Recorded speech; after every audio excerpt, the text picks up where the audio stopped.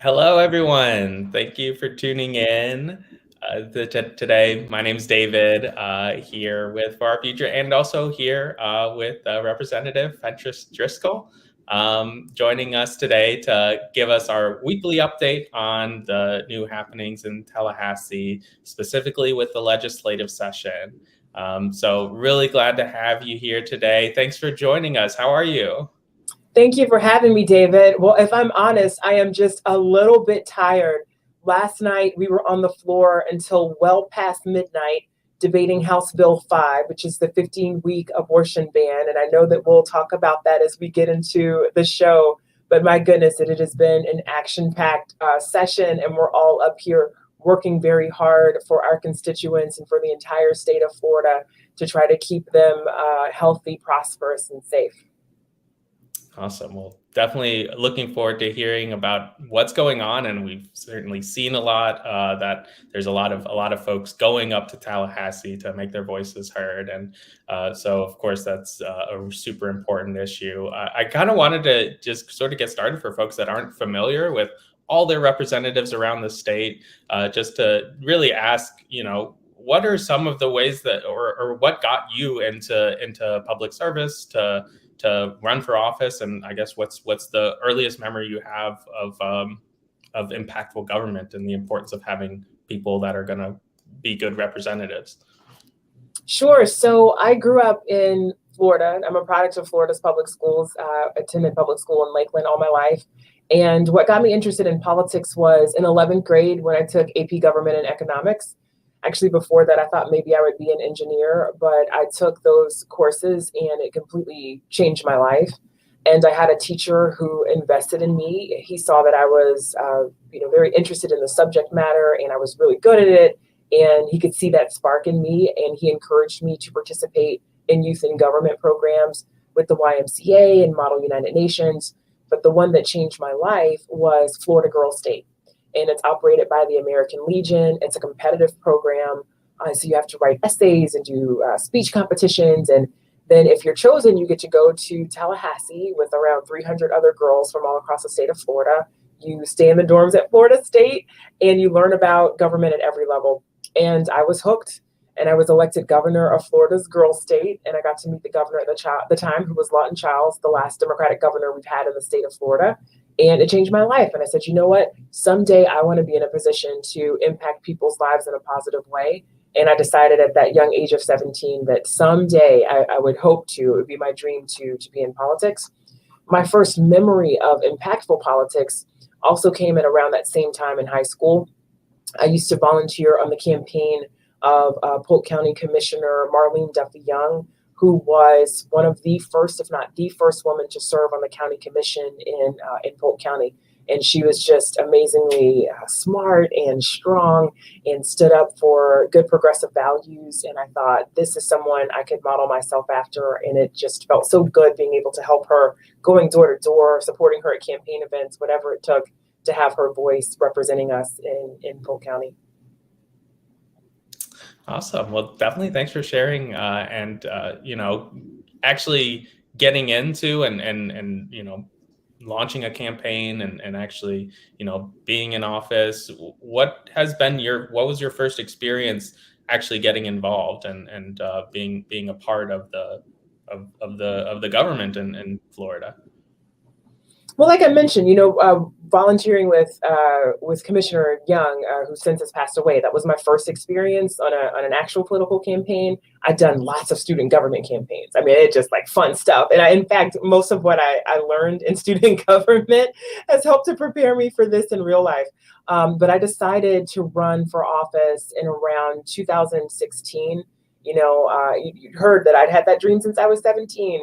But I went to college, went to law school, got a good job, career was progressing. And I thought, well, maybe I won't run for office. I don't know. That was, a dream a long time ago. But then the 2016 election happened, and I felt like our country was moving in the wrong direction.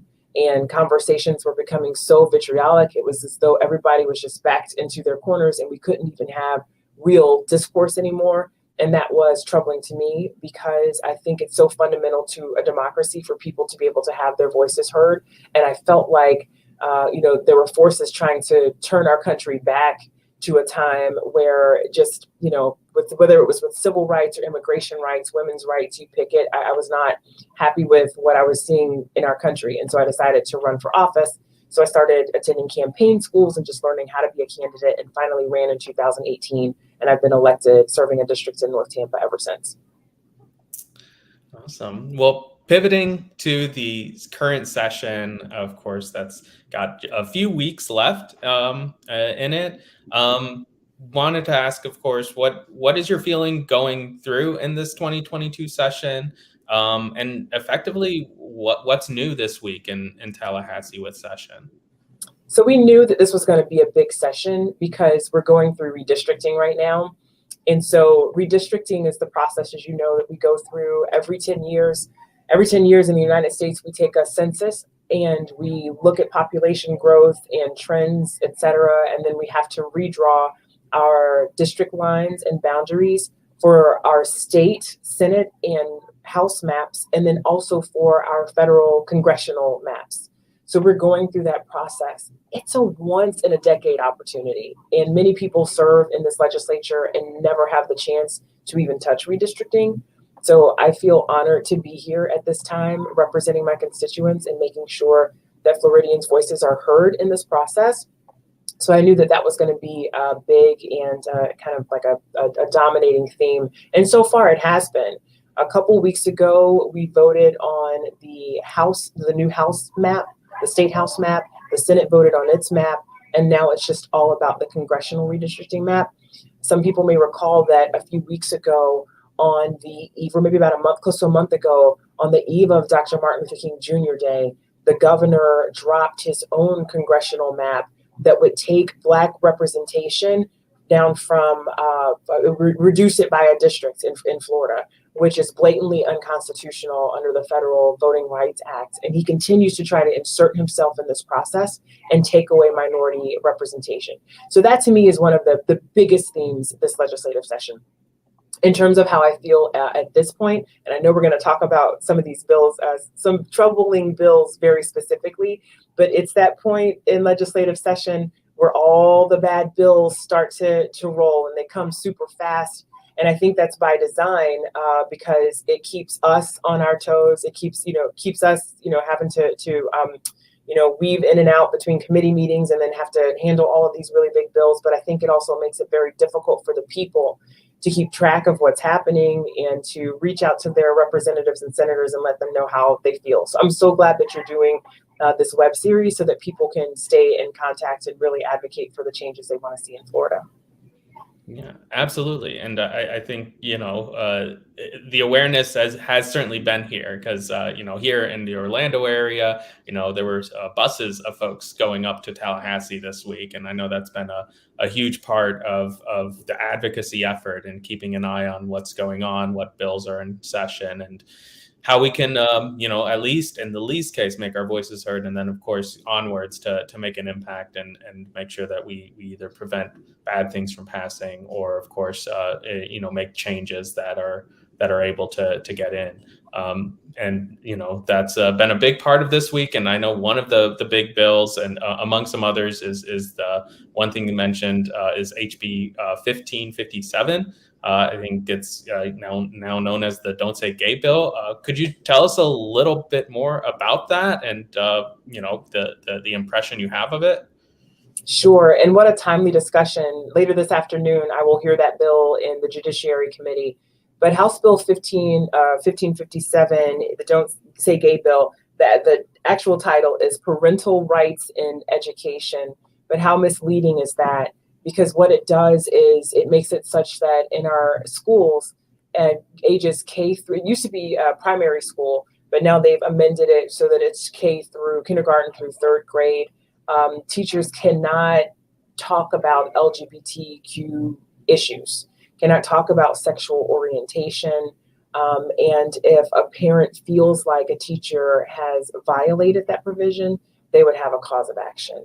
So it's really problematic because you think about that young child who maybe has two moms at home, and just wants to express something about their family, which is a family just like any other family. Families don't look like what they used to 50 years ago or 60 years ago in this country. People are able to better live out their truth and live in that freedom. And now the Florida legislature, our Republican-led legislature, wants to turn the clock back, and it's absolutely wrong. And not to mention that it also puts our teachers in a very precarious position.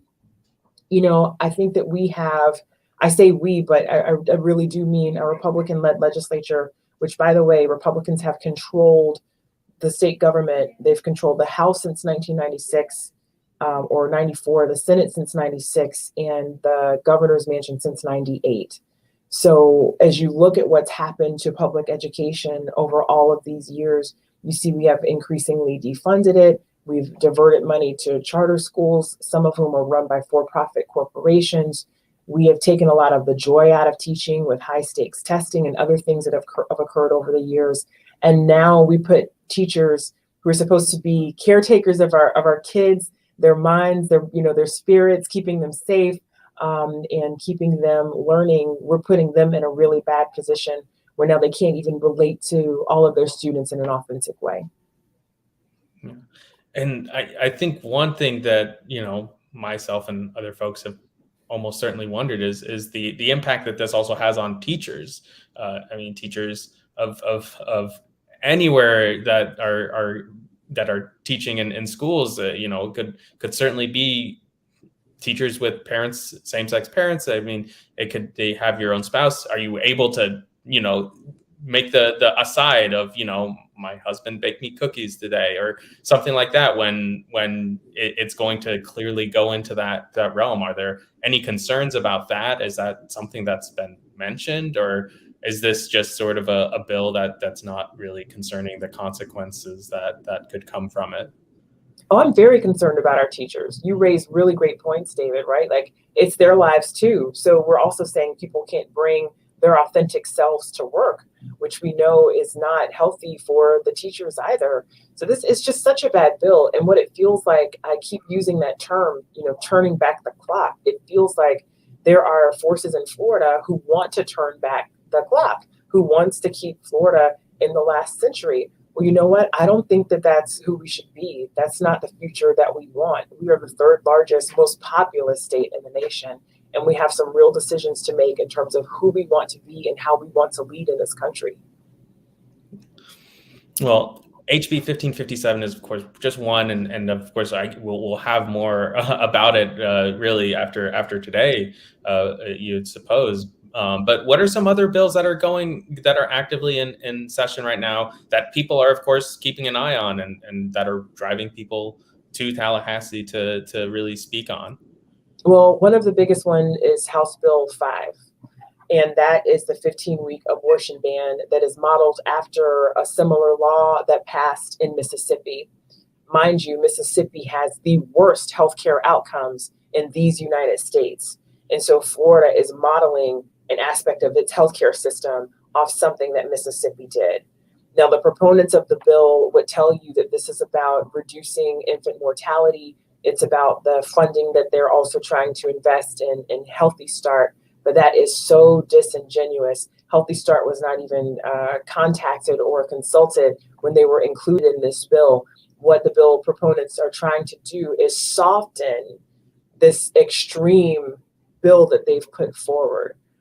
But you can't even save this bill from itself.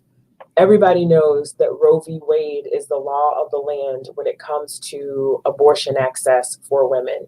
And it says that the state cannot regulate abortion unless there's a compelling interest prior to viability, which is widely accepted these days in the scientific community to be at 24 weeks. So to try to have an abortion ban at 15 weeks is blatantly unconstitutional.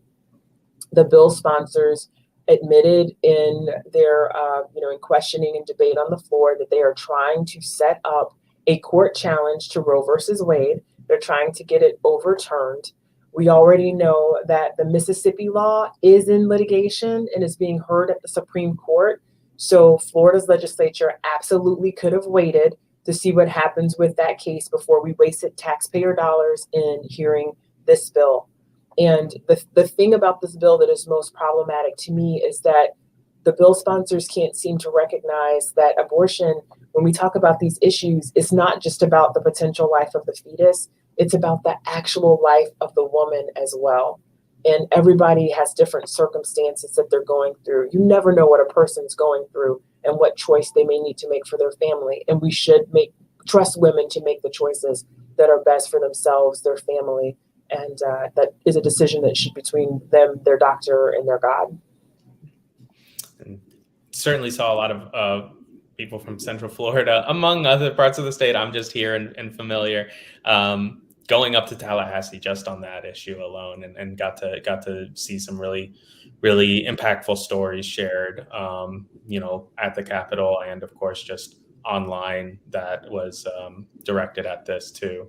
And it's very much, unfortunately, for me and many others, flashbacks to last year, where it's just, okay, well, here's a list of bills. Unfortunately, all of them are bad.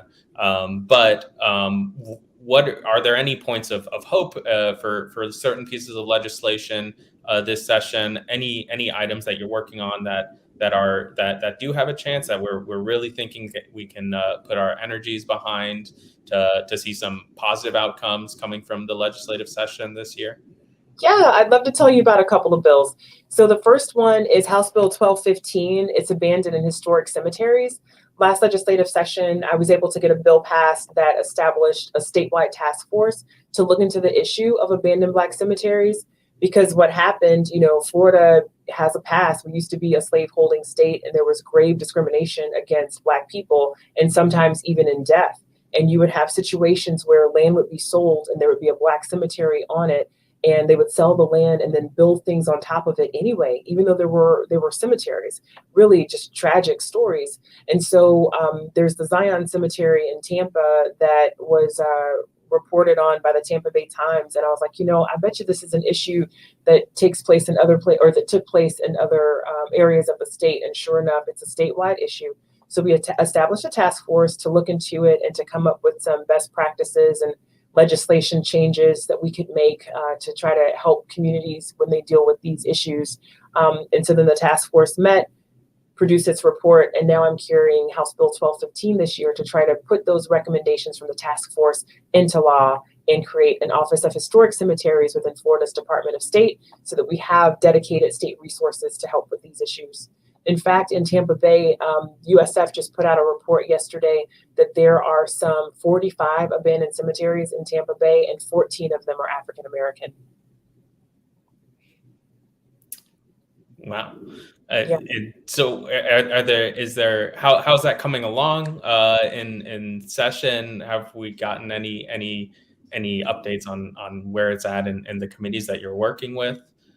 Yeah, so it's been going really well. In fact, we've been able to pass it unanimously at each and every committee stop in the House. We do need some help with advocacy in the Senate because we've not been able to get it moving there, but we are continuing to push it forward in the House in hopes that the Senate will soon take it up. So that's one where we could use a little help.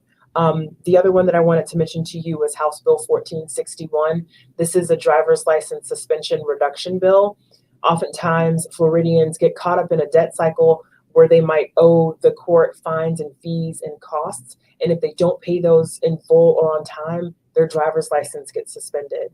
But people need a driver's license to go to work, to take care of their families and make money to do other things, including pay these fines and fees. So I'm really excited about this bill, which would allow the clerks to work with people on partial payment plans. As soon as the first payment is made, their driver's license gets gets reinstated, and they can go about leading productive lives while also trying to pay down their debts at a reduced rate. So really excited about that bill too. Awesome. That's incredible to hear. I know that there's a lot of great work happening on the advocacy end, and I've gotten to see a lot from our partners and friends with the FRRC that I saw were active in Tallahassee relatively recently to this week. So thank you so much for those updates. Talking about and mentioning the points that are still working their way through specifically going into the Senate. What are the best ways that constituents can get involved to make an impact on policy in the state? Well, you know what? I'll give you an advocacy plan. If you only have a minute or two, what you can do is go to the website, myfloridahouse.gov, take a look at the bills that you like or that you don't like, and see what committees those bills are going to be heard in, and send off an email to the committee chair or to the representatives who are there. There are also lots of really great advocacy groups that will help you with these emails. So if you only have a few minutes, send an email. It's a super quick way to do it. If you have maybe more like 5 minutes, you could actually pick up the phone and call your representative or senator's office. It really is amazing how accessible we are to you. I don't think a lot of people know that. And you can call, you can leave a message, you can call and try to request a meeting with your representative or senator, which, by the way, that's level 3 of escalation. If you have, half an hour, you can set up a Zoom call. Or if you have the ability to go come meet with us in our office, that's great. And then level 4, of course, is come to Tallahassee. We need to see you. It's important to hear your testimony during open comments, during our committee hearings. We want to hear how these bills would impact you. And I really do think that is the most persuasive form of advocacy if you have the time and resources to do it. Awesome. Well, definitely really thank you for sharing. And of course, really appreciate these updates. And of course, here with For Our Future, definitely here to continue to push on advocacy efforts, and events that people can get involved in are easily found at our Mobilize, the Florida Mobilize.com. And so, can look at that in the chat. And Mobilize is such an important tool that folks can use to really see ways to get involved. It's a pretty easy to not just get involved with us, but also other groups that are taking people to Tallahassee, that are getting petitions sent to elected officials, and all together making sure that we are active on these issues. So once again, Representative Fentrice, thank you so much for joining and giving us an update. It's been a pleasure getting to speak with you today. Hope we get to continue and see some progress on the important issues that you got to mention today, and really appreciate you taking the time. Thank you, David. It is my pleasure, and I really appreciate you and your organization for working so hard to keep people informed. I'll tell you, one of the hardest things about being a legislator, sometimes you wonder, is anybody paying attention? Does anybody, care? And I thank you for taking these issues and really taking them to the people so that everybody can stay informed and get involved. So I appreciate you too. Well, thank you so much again. And we'll look forward to seeing what comes and keeping people up to date. Thank you for tuning in if you've gotten to watch, and hope that this inspires some folks watching to take an action this afternoon and into these upcoming weeks. Have a good day, everyone.